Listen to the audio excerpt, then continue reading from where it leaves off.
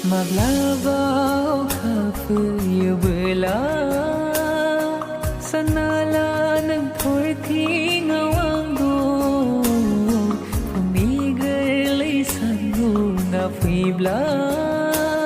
sanala ng sanong ngawang do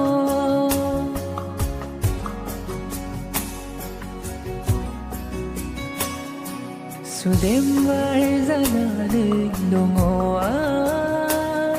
Gazaw lang ganun ni khatiza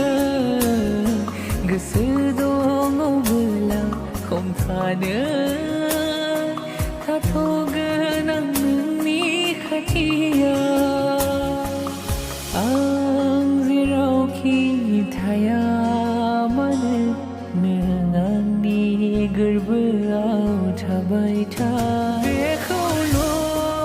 nang kantana Bekulo